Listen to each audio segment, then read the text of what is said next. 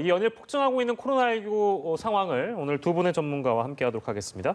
백순영 가톨릭대 의대 미생물학교실 교수, 최영일 시사평론가와 오늘 함께하겠습니다. 어서 오십시오. 안녕하세요. 예, 본격적인 얘기 나누기 전에 문재인 대통령의 언급도 있었고 정부 차원의 방역방역 엄정 대응 방침도 저희 시간에 연결해서 법무부 장관, 행안부 장관, 방통위원장의 담화문 내용도 저희가 보여드렸습니다.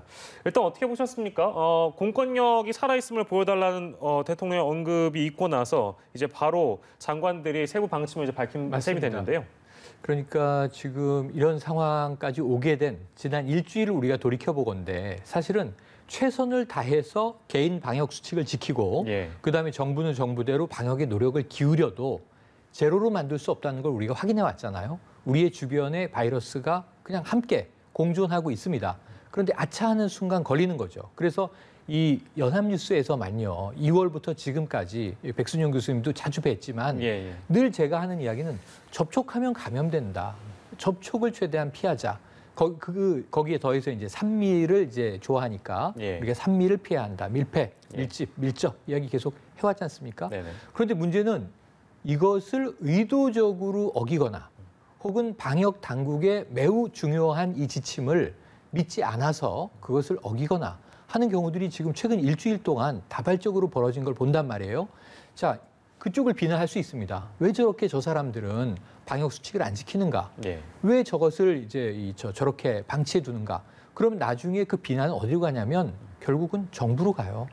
정부가 책임져라. 왜 저것을 방치했느냐? 자, 예를 들면 자가격리한 사람이 도망갑니다. 경찰이 잡아 데리고 오죠. 그리고 처벌도 이제 법적으로 결국은 기소가 되는 상황도 있고 구속되는 상황도 있는데 결국은 왜 저런 상황을 방치했느냐? 왜 도주를 미리 막지 못했느냐? 국민들의 입장에서는 결국은 그 개인을 비판할 수도 있으나 결국은 공권력은 왜 저러한 상황을 통제하지 못했는가? 이렇게 질문을 던지게 돼 있습니다. 결국은 정부 입장에서는 우선 첫 번째 거기에 대한 행정적인 의무를 다해야 할 책임이 있는 거고요. 첫 번째. 두 번째로는 더 본질적으로 다수 국민들의 생명과 안전을 보호하기 위해서 사실은 위험을 초래하는 개인이나 위험을 초래하는 집단을 통제해야 할 권한을 국민들이 위임하고 있는 거예요. 거기에 대해서 문재인 대통령이 지금까지는 권유가 많았죠. 권고가 많았죠. 이렇게 해 주십시오. 저렇게 해 주십시오. 그런데 말을 안 들으면 어떻게 해야 되는 거죠? 결국은 법적 집행을 엄정하게 해달라. 이 대통령의 발언이 나오기까지 지난 일주일을 돌이켜보건데 저는 반성해야 할 사람들이 많다고 보는데 최근에도 보면 다른 사람들이 대신 반성을 해주고 그분들은 반성을 안 하는 것 같아서 안타깝기가 참 그지가 없습니다. 그렇습니다. 이대로는 더 이상 안 되겠다는 정부의 판단이 있기 때문에 강력한 어조로 이제 경고를 한 셈이 됐는데요. 마찬가지로 백순영 교수께도 드리겠습니다. 적절한 조치였다고 보시는지요? 뭐 더 강력하게 해야죠. 우리가 지금 3단계로 올리는 거는 주저주저 하고 있지만 이 방역 면에서 보면 3단계 해야 될 시기인 것도 맞지만 결국은 우리가 지금 현재의 방역에서도 최대한을 해야 되는데 이것을 못 하고 있는 것이죠. 제일 안타까운 것이 신천지 이후에 지금 최대 환자 숫자거든요. 근데 신천지보다 훨씬 더 심각한 부분이 있어요. 신천지 때는 일단 대구 경북 지방이었기 때문에 인구 밀도가 지금 서울 수도권처럼 이렇게까지 높지는 않다는 부분하고 또 그때는 우리가 방역 수칙을 잘 몰랐었거든요. 처음이라. 그래서 그냥 한없이 막 당하는 경우들도 많이 있었고 많이 폭발적으로 나온 것이 맞지만 지금 이 시기에는 모든 방역 수칙을 다 지키기만 하면은 이렇게 많아지지 않을 텐데 지금 상황은 계속 악화되고 있는 것 하나. 이 신천지 때만 해도 우리는 명단이 있었고 어떻게든 처음부터 나중에는 신천지가 협조를 해서 타겟이 있고 다 찾아가기만 하면은 제압이 가능했었던 시기인데 비해서 지금 우리 보면은 뭘 어딜 찾아가야 될지는 모르는 상황이 지금 일어나고 있어요. 숫자로는 300명이긴 하지만 이 300명의 접촉자뿐만 아니라 우리가 알지 못하는 진단을 받지 않는 소재 불명한 사람들이 아직도 굉장히 많이 있다. 특히 8.15 집회에 참석하셨던 분들 또 8일날 경복궁 집회에 참석하셨던 분들은 상당히 많이 감염이 됐을 것으로 보이는데 어디를 방역당국의 목표로 찾아가야 될지를 지금 모르는 상황이고 또 찾아간다 할지라도 그 방역수칙을 안 지키는 것뿐만 아니라 진단검사 자체를 거부하고 진단을 받아도 믿지를 않고 이게 아주 근본적으로 문제가 있기 때문에 훨씬 더 심각한 상태고 가급적이면 이 부분을 확실하게 해서 2단계이지만 우리 국민들이 전체가 다 단합할 때 이 사람들이 협조를 하지 않는다면 결국은 이것이 몇 사람 때문에 안 되는 일이기 때문에 예. 이 부분들은 공권력이 강력하게 지금 조치를 해야 될 시기인 것은 맞는 것으로 봅니다. 네, 이야기 초반부터 뭐 두 분이 아주 뭐 답답한 심정을 토로하시듯이 말씀해 주셨어요. 종합적으로 저희가 좀 점검해 보겠습니다. 일단 이번 주말이 분수령이 이번 주말이 기점이다 이런 네, 표현 많이 네. 하잖아요. 그래서 확산세를 이번 주말 안에 좀 누그러뜨려야 된다. 근데 이게 언제까지 이어질 것이냐라든지 의문이라서 백 교수께서는 좀 어떻게 전망하세요? 예, 이거 뭐 심각하고 누구도 예상하기가 어려운 분기점에 지금 와 있는 것으로 보이거든요. 결국 이 환자가 처음 나온 것이 지금 사랑제일교회에서 처음 나온 것이 사실은 12일 날 처음 나왔으니까 지금 열흘 지났는데 예. 이 여기서만 환자 수만 해도 739명이거든요. 근데 이게 다가 아니라는 것이죠. 지금 21.5% 정도 되는 것 같은데 이 양성률이. 그러니까 엄청나게 높은 양성률인데 이게 다가 아니라는 것과 이분들이 또 8.15 집회 참석한 분들이 많이 있고 거기에 그 유튜브들이라든지 여러분들이 차명진 의원이라든지 그 야외에 집회에 참석하신 분들도 상당히 감염되고 그 접촉했던 경찰관들도 감염이 되는 것으로 봐서는 예. 훨씬 더 넓은 범위에서 아마 감염이 일어나 있는 것으로 보이기 때문에 예. 또 점점 지금 이 지방으로 확산되고 있는 이런 상황이거든요. 비수도권이 그렇게 많지 않았었어요. 7월 예. 말 8월 초까지만 해도. 근데 제주 지금은- 빼고 지금 다 나온 거잖아요. 네, 지금 결국은 제주도 빼고는 다 점점 늘어나고 10명, 20명 수준으로 가고 있기 때문에 실제 전체적인 숫자가 300~400명으로 유지가 된다 할지라도 전국적으로 퍼지는 확산 양상이고 우리가 통제를 못한다면 즉 동선을 찾아가 갖고 확진자를 격리시키지 못한다면은 결국은 우리 신천지 때처럼 통제불능의 상태. 통제불능이라는 의미는 결국은 이 확진자를 동선을 찾아가지 못하는 상황까지 갈 수도 있기 때문에 아마 예. 지금 방역 당국의 입장에서 보면 최대한 역량을 하고 있는 것이고 아마 한계점에 거의 다다를 것으로 보이고요. 예. 또 의료 체제 또한 마찬가지인 것이 하루에 이렇게 300명 이상씩 또 고령자가 생긴다면은 앞으로 일주일 후가 되면은 이 병상들이 중증 병상뿐만 아니라 일반 병상들도 계속 차나갈 것으로 보이기 때문에 예. 지금이 아주 기로에 서 있고 이것이 꺾이지 않는다면은 예. 뭐 제가 예상은 못하겠습니다. 지금 상황에서 더 늘어날지 줄지는 모르지만 급격하게 줄 일은 없을 것이 보이고 예. 또 어떤 상황에서는 폭발적으로 늘어날 수 있는 지역적인 산발적인 집단 감염이 대규모로 일어날 수도 있는 상황이 다 이루어져 있거든요. 예. 그래서 문제는 지금은 2단계지만 어떤 징후라도 보이면은 무조건 빨리 신속하게 3단계로 지금 방역 태세를 강화시키는 것이 더 중요하겠다 예. 하는 것을 말씀드리고 싶습니다. 3단계 이미 갔어야 됐다고 생각하십니까? 어떻습니까? 지금 상황으로 보면 이 숫자라든지 이 양상이라든지 모두 의료 체제라든지 이런 것들을 보면은 뭐 하루라도 빨리 3단계로 하는 것이 좋겠죠. 예. 하지만 이게 마지막 수단이거든요. 3단계로 한다고 그래갖고 사실 우리 국민들의 이 경각심이 바로 올라가는 것은 아니기 때문에 예. 지금 이 상황에서 가능한 한 최대한으로 억제를 하면서 봐야 되는데 문제는 빨리 신속하게 융통성 있게 결정해서 3단계라는 것은 해야 위력이 있는 것이지 예. 이것을 천천히 한다든지 좀 늦어진다고 한다면은 좀 더 문제가 생길 수 있을 것 같아서 제 생각에는 지금 3단계가 맞다고는 생각하지만 예. 여러 가지 고려도 또 해야 되지 않겠습니까? 그래서 지금 상황은 2단계이지만 3단계의 방역을 우리 국민들은 모두 다 하자 예. 하는 것이 제 의견입니다. 예, 그렇습니다. 제가 아까 깜빡했는데요. 유튜브 연합뉴스 TV 채널 들어가시면 지금 방역 당국의 기자들의 질의 또 응답이 이어지고 있습니다. 이제 거기에 나온 정은경 본부장의 얘기를 보면 주말 넘어서도 확산세가 지속이 된다면 3단계 격상도 검토를 해야 된다라는 본부장의 언급이 있었습니다. 근데 아까 이제 여러모로 검토할 사안들이 많다고 백 교수께서 짚어주셨잖아요. 아마 그 부분에 대한 거는 경제적 여파가 가장 클 것이다. 3단계로 격상하면 그거에 대한 고려가 굉장히 많았겠죠. 경제적 여파에 더해서 예. 우리가 이제 먹고 사는 문제, 생업이라고 하죠. 그 문제에 더해서 지금 일상생활이 모두 다 멈추는 경우가 될 수 있어요. 예. 우리가 이 초기에 팬데믹이 벌어졌을 때 초기에 유럽이나 그 다음에 미국, 뭐 지금도 마찬가지입니다만 일본 이런 경우에 이제 이동 제한령, 봉쇄, 예. 이 우한에서부터 우리는 그런 말을 쓰지 않았죠. 우리는 계속 하나의 이 개념으로 예. 민주적 방역으로 온 겁니다. 그래서 총선을 아주 잘 치렀고요. K방역이 성공을 하고 극찬을 받았던 거예요. 예. 그런데 지금도 우리 정부는 봉쇄라는 말, 이동 제한령이라는 말은 쓰지 않을 텐데 네. 저는 오늘 정은경 본부장의 아까 브리핑의 말씀을 들으면서 예. 우리는 체감적으로 사실상 지금 이 시점부터 3단계다라고 인식하는 게 맞아요. 그걸 꼭 국무총리가 선언을 해서 자, 오늘 19시부터 3단계입니다. 그래야 3단계입니까?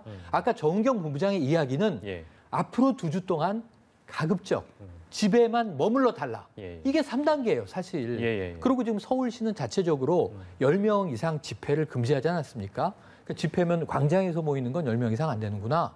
그럼 뭐 술집에 10명 이상 모여도 되나요? 안 되는 거죠. 어디든. 그래서 10명 이상의 모임은 자제하자. 그래서 지금 다 동창들, 이 동창회에 자, 우리 다음에 좀 코로나 잦아들면 모이자. 집안 행사도 불가피한 게 아니라면 조금 숫자를 줄이자. 다음에 모입시다. 지금 여름 휴가도 다 이미 흘러간 거 아닙니까? 그러니까 아이들 방학도 의미 없이 흘러가는 거 아닙니까? 지금 우리가 고민해야 되는 것은 교육당국이 자, 1학기는 이렇게 날아간 학기가 돼버렸는데 2학기가 도래했어요. 그럼 2학기 수업은 어떻게 할 것인가?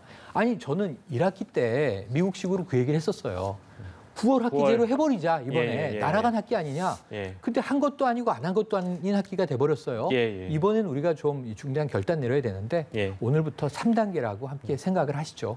각 개인은 이제 그런 생각을 갖고 이제 방역에 최대한 협조하는 것이 중요할 것 같고, 그럼에도 불구하고 시국과 상관없이 너무 그 시국과 관련 없이 관련 없는 광경들이 여전히 많이 좀 펼쳐지고 있는 것 같아서 그게 참 걱정입니다. 제가 세부적으로 좀 들어가 보겠습니다. 좀 빠르게 가야 될 것 같은데 지금 사랑제일교회 관련된 확진자가 739명입니다, 교수님. 근데 이게 확산 속도가요 굉장히 빠른 것 같아서 뭐 GH형 이런 얘기도 많이 하긴 했는데 앞으로 더 빨라지면 이거 뭐 어떻게 좀 그 추산을 해볼 수 있을까요? 전망을 해볼 수 있을까요? 글쎄, 이게 변이주 GH형이라서 지금 빨라진다고 보기는 어렵고요. 사실 이 사랑제일교회에 있어서는 한 사람이 소규모로 집단 발생을 일으킨 것이 아니고 거기서 집단으로 합숙을 하면서 굉장히 많이 퍼져 있는 상황에서, 즉 방역 수칙을 전혀 지키지 않은 것이죠. 교회 안에서 합숙하면서 먹고 자고 하고 그러면은 걸린 사람들이 다 퍼지지 않겠습니까? 식구들이랑 결국은 마찬가지인 것이죠.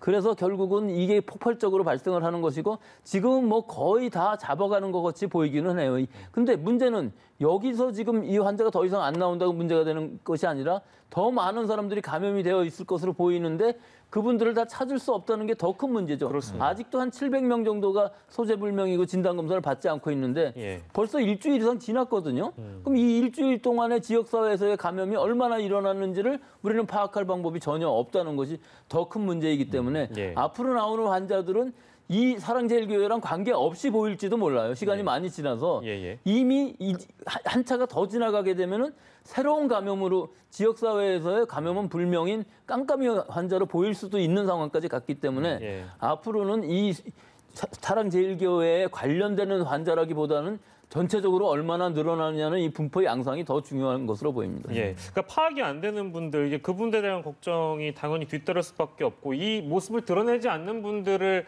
파악하는 것이 가장 중요한데 사실 이런 분들을 설득하기 위해서 사랑제일교회 측은 더 많이 완곡하게 이분들을 설득하는 작업을 해야 되는데 지금 그런 태도가 아니잖아요. 그건 어떻게 보셨어요? 그래서 아까 대통령의 발언이 말씀이 전 그래서 나왔다고 보는데 신천지만 해도 사실 은폐하고 싶어 했던 정황이 초기부터 있었습니다. 신도 명단 중에 교육생 명단은 누락됐던 거 아니냐. 시설 중에 일부는 다 공개하지 않은 거 아니냐. 그럼에도 불구하고 명목적으로는요. 신천지가 대국민에게 첫 메시지를 연 것은 저희는 가해자가 아닙니다. 저희도 피해자입니다. 수긍했어요. 맞습니다. 신천지 피해자죠. 많은 다수가 걸렸으니까. 지금 사랑제일교회 교인분들은요. 피해자예요. 확진된 환자들은. 환자일 뿐이에요. 바이러스에 걸린. 치료해야 될 대상이에요. 그런데 여기서 도주하면 범죄가 되는 겁니다. 그렇습니다. 왜냐하면 타인에게 감염시킬 수 있는 민폐가 아주 커지기 때문에요. 그다음에 끌어안고 침 뱉고 이게 안 되는 거죠. 그래서 저는 환자로서 치료받고 이건 정부가 비용을 다 들여서 치료해 주는데 왜 그 다음에 범죄 단계로 스스로 나가시는지 어떤 메시지에 지금 이 경도돼 계신 것인지 그래서 저는 정광훈 목사도 지금 확진받고 이제 격리 치료 들어갔습니다만 광고를 통해서 메시지를 내고 있는데요. 모든 교인들에게 이만희 총회장이 협조하라고 명목적인 지시를 했어요. 120억 기부하겠다는 얘기도 했어요. 그때 무릎도 꿇었어요. 무릎도 꿇었어요. 평화의 문 앞에서 평화의 궁이었나요? 그런데 결국 보세요. 구속돼 있어요. 근데 지금 사랑제일교회와 이 일부 교인분들과 정광훈 목사는 훨씬 비협조적일 뿐만 아니라 적대적입니다. 지금 이제 오히려 방역당국의 과학적인 메시지를 모두 다 가짜라고 이야기를 하고 있어요. 여기에 대한 책임을 과연 어떻게 지려고 하는 것인가. 저는 안타까움이 크고 지금이라도 빠르게 방역에 협조하는 것이 상호 간 최선의 길이다. 이런 말씀 드리고 싶네요. 압수수색 얘기도 나왔고 해서 그래서 대통령도 서울시 행정력을 총동원해서 법대로 해달라 이제 이런 주문을 한 것 같습니다. 광복절 집회 참석자들 중에서도 계속 화제가 되고 확진자가 계속 나오고 있는 그런 상황인데 주옥순 엄마부대 대표 이분도 확진 판정을 받았습니다. 근데요 문제가 있습니다. 집회 간 당일에 찜질방에서 잤다. 이렇게 밝혀서 추가적인 감염 우려가 더 커지고 있는데요. 그 내용을 먼저 좀 직접 들어보시죠. 여러분 이 방송을 여기서 할 수밖에 없는 게 어젯밤에 찜질방에서 자고 지금 방송을 할 수밖에 없습니다. 그래서 지금 남의 집을 잠깐 빌려서 제가 지금 방송을 하고 있습니다. 이거 집회 뒤에 찜질방이라 걱정되는데요, 교수님? 근데 이게 뭐 보도가 그렇지 또 나중에는 아니라고 또 맞아요. 부인도 하고 그래서요. 이게 확실치는 않습니다만 아마 찜질방 같은 데를 전전하면서 숙소가 제대로 있었던 것 같지는 않고요. 일단 또 몸살 기운도 있었다고 그러거든요. 다 증상이 있으면서 사실은 검사만 안 받은 것뿐이지 상당히 많이 전파를 시키고 지역사회에 감염을 시켰을 것 같은데 아직 그 역학조사가 확실하게 나오지 않아서 어느 정도 걸렸는지 모르지만 일단은 하여튼 8.15 그 집회에서부터 시작해서 여러 보도 영상들을 보면은 그 주변에 있던 사람들이 다 뭐 전혀 방역 수칙에 대해서 관심도 없는 전혀 그 코로나19 이전의 상황하고 거의 다 비슷하게들 행동을 하고 있거든요. 그래서 과연 그 안에서 얼마나 더 감염이 더 나올지 굉장히 걱정이 되고 또 이것들이 전국적으로 퍼진 상황에서 과연 이것들을 누가 책임을 져야 될 것인지 책임지는 사람 하나도 없이 우리는 전부 관계 없다고만 얘기하고 있거든요. 유튜버들은 좀 더 심해요. 우리 방역당국에서 하고 있는 일들을 대부분 다 부인하고 있거든요. 근데 지금 우리가 하고 있는 게 최선의 방역이에요. 이거 이상 할 수 있는 나라는 아무도 없었고 또 우리나라에서 사망자가 뭐 300여 명밖에 안 생겼다고 그래서 이게 가벼운 질병이다 뭐 이렇게 얘기하는 사람도 있는데 얼마나 노력을 했으면 지금 300명에서 멈추고 있겠습니까, 이 사망자가. 또 우리 이 사망률이라는 것도 사실은 대남병원 때문에 상당히 많이 높아진 것인데 이것을 앞으로 통제하지 못한다면 이게 뭐 일본이나 미국이나 이런 데처럼 많이 올라갈 수 있는 아주 위급한 상황이기 때문에 아주 이번 한 주 다음 주말 월말까지는 정말 사람 간의 접촉을 줄여서 이것을 꼭 우리 국민의힘으로 잘 통제할 수 있게 됐으면 좋겠습니다. 자, 근데요. 이 뭐 이제 참 뒤늦은 얘기긴 합니다만 이미 늦은 얘기긴 합니다만 그러니까 집회가 이제 문제가 되니까 이거 누가 허락해줬냐 이 얘기 계속 나오고 있거든요. 맞습니다. 결국엔 법원이 잘못한 거 아니냐라는 뭐 어떤 국민적인 비난을 피해가기는 어려울 것 같습니다. 피해가기는 어렵습니다. 그러니까 이 어찌 보면 기계적인 결정을 했을 수는 있죠. 왜냐하면 뭐 집회에 대한 신고 내용을 보니까 100명만 모인다, 거리 두기를 충분히 한다, 방역 지침 다 지키겠다. 그런데 이게 제가 보기에는요, 이게 사법부 혹은 이게 검사든 판사든 뭐 어떤 정부의 고위 관료든 간에 어떤 기계적으로 볼 것이 아니라 그 시기와 공간, 그 상황의 어떤 여론들을 보면 어떤 일이 벌어지겠구나라는 거는 읽히지 않나요? 사실은 8월 15일에 광복절 집회가 저는 불허했어도 적지 않은 규모로 열렸으리라고 봐요. 경찰과 충돌이 있었으리라고 봐요. 그런데 문제는 이 시점에 법원이 집회 허가를 내준 건 이 당시에 이 집회 주도 측에는 상당히 힘을 실어주는 게 돼버렸어요, 결과적으로. 그때도 그러리라는 걸 알았습니다. 근데 그 다음에 지금 문제가 되는 게 왜 이중잣대냐. 노동자 집회도 신고가 있었고 법원에 이제 이 판단을 구했는데 불허. 그럼 이 정치 집회는 왜 허가? 이 잣대의 기준이 뭐였느냐라는 거죠. 방역 수칙 지키는 거는 다 뭐 거리두기 하겠다, 마스크 쓰고 모이겠다, 충분히 이제 소독 대비를 하겠다 이야기를 하는 것이고 그런데 여기에 대해서 그럼 법원이 지금 이게 옳게 판단한 것일까에 대한 말씀하신 대로 뒤늦은 국민들의 분노가 있다는 거죠.